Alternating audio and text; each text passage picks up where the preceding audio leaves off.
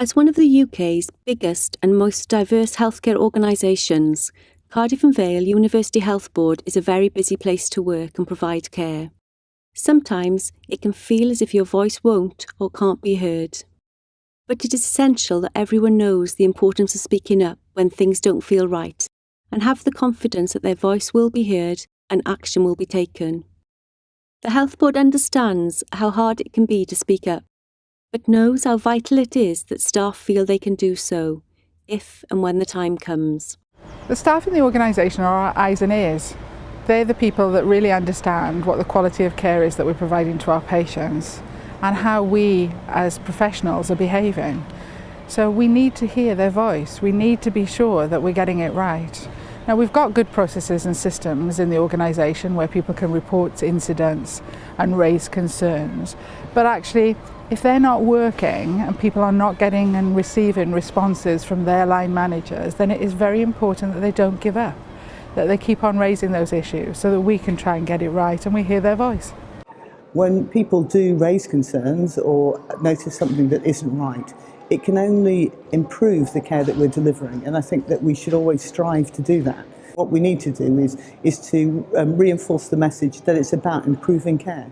And actually, by raising a situation that affects one person, they're probably helping a lot more. It helps to give our patients a better experience of when they come to the hospital, and evidence has shown that if we have got staff that have got great job satisfaction and enjoy coming to work, that this then has a positive effect on our patient, the service that we offer to patients. When people take the time to speak up, we hear the truth, the real issues. We get to the nub of what the problem is, or the root cause, as we call it in patient safety terms. So it is important that we truly understand the voice of our staff. The Health Board knows that taking such a big step can be daunting and understands why people may be cautious, but we also know there's great value in doing so. So the blockers have been understanding that this is about learning, not about criticising people. Those organisations who've brought in this sort of listening and learning approach and freedom to speak up approach find that they learn a great deal about how to improve services for employees and for patients. So it's a win-win in terms of that.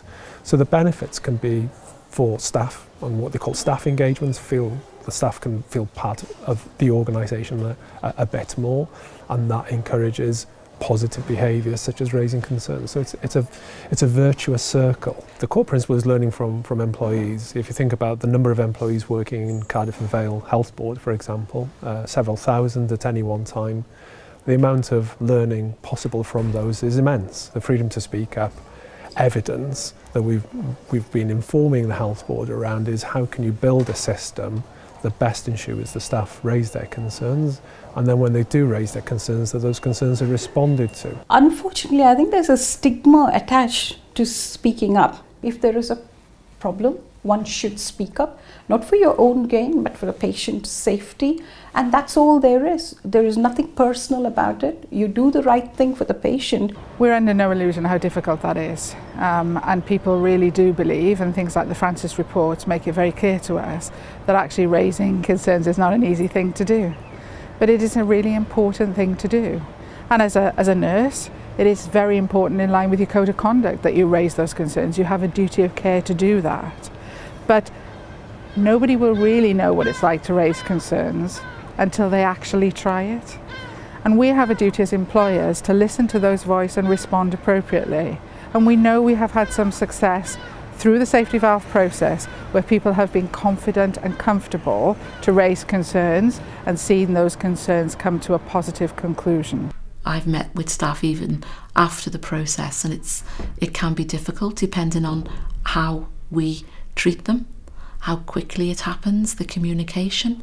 I don't underestimate how hard it is, and sometimes it is the last resort, so there's a history behind, and that is difficult. But I've also heard from every single member of staff who've said to me they're really glad that they did raise the issue. Freedom to speak up safely isn't about one particular group.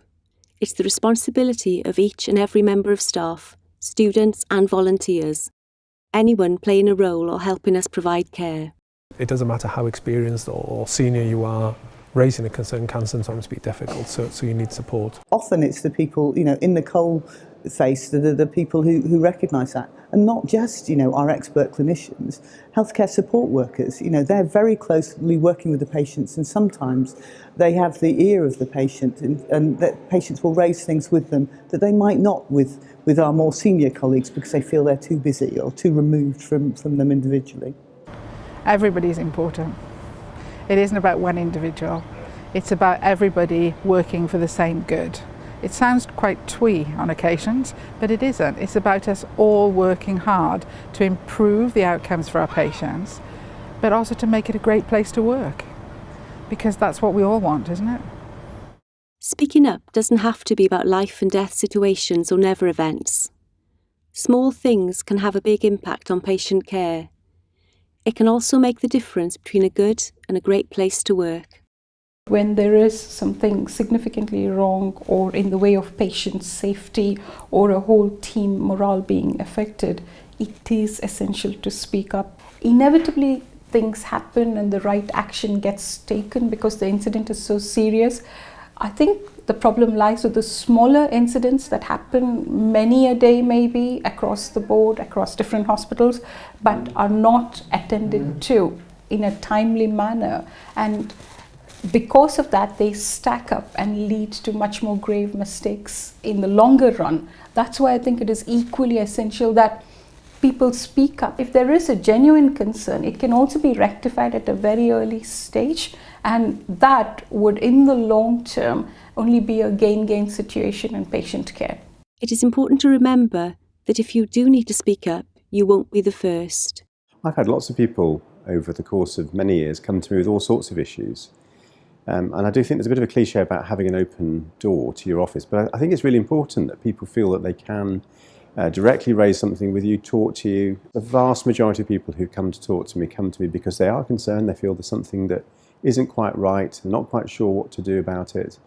And I like to feel that we're offering people a safe place to come and express those concerns. I have spoken up on a couple of occasions I can recall. For me, it was a question of what was the right thing to do. I knew that by speaking up myself, I was probably going to create some waves, I was going to create some issues for myself, but in the end, I think it comes back to your own personal values. What do you think is important? And of course, the bottom line here is we're here to serve our patients, our service users, and if you think something isn't happening as you believe it should, I think everyone has the responsibility not to walk past it and actually to say something positive so that people can look at it and something can be done. I've seen some excellent examples of where people have been brave enough to come forward, they've used the systems and processes in the health board, and it hasn't resolved the issues. And working in partnership with the chair, Maria Battle, we have been able to support those individuals to actually make a difference for themselves and their patients.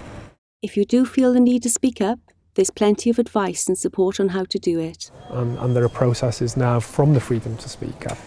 They have been there previously, but the Freedom to Speak Up is bringing them all together under one umbrella, as it were, to make it easier for people who can't do it there and then to do it in a safe and supportive way at a future point. What we're trying to do is encourage staff to speak up, but also to try and deal with this as informally as possible. So our first advice to staff is try and politely challenge a situation if you see it yourself. If staff feel that they can't do that, or they have done it and they haven't had any response from that to go and speak to their line manager. There may be the very slim occasion where staff may feel that they can't speak to their line manager, but the leaflets and the promotional materials and the mechanisms that the organisation has now put in place is that there's other steps for us as staff to go through should we feel that one avenue doesn't work for us. From speaking to your line manager, to your senior manager, to the clinical board. If not, you can speak to HR, you can speak to your unions, and you can go through the safety valve process. So there's plenty of avenues. What we're trying to say to staff is that there's no door shut for them. That's the culture that the organisation wants to take forward, where this is the norm. There is a culture of them being heard, but I think there still persists a culture where they may not be listened to. And that's why it's important that we have a speaking up safely process, which is easier for people to speak up, where there is a helpline, where there is support. We have an obligation, and say we, management and the trade unions, all have an obligation to look into every matter that's been raised. Let somebody know, and let somebody know, either colleagues or actually probably somebody in a more senior role. And, you know, share with them your concerns, share with them even if you are worried about raising it, mention that too, because I think people need the reassurance that that's okay. In fact, it's very important to do. And once somebody does that, then it starts to empower others. Well, I think it's really important that people do feel able to speak up. I hope that that's the way it feels for everybody. It's clearly not the case in all circumstances. That's why we have this process in place. But I would like to think that all managers have a listening ear and they're always keen to hear from the people that they work with and who they are there to support. When people feel they have the freedom to speak up safely, things change. Things get better. We all have a part to play in the care we give to that patient who is in our care. You know, it's really important that we all work together and strive to ensure that that patient gets the right care. And it'll make it a far better place for the individual. You know, we should all want to come to work every morning. I do. I love my job, you know, and this can be a fantastic place to work. Be brave.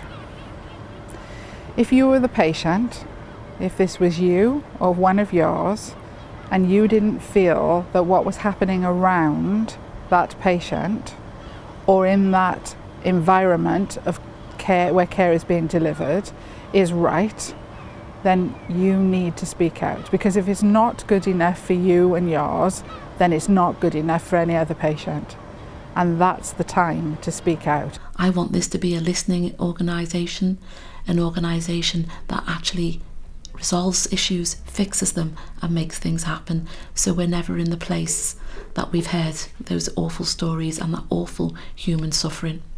I think it accords with your own values of what's right and doing the right thing, and the difference obviously it makes to patients. It improves their care.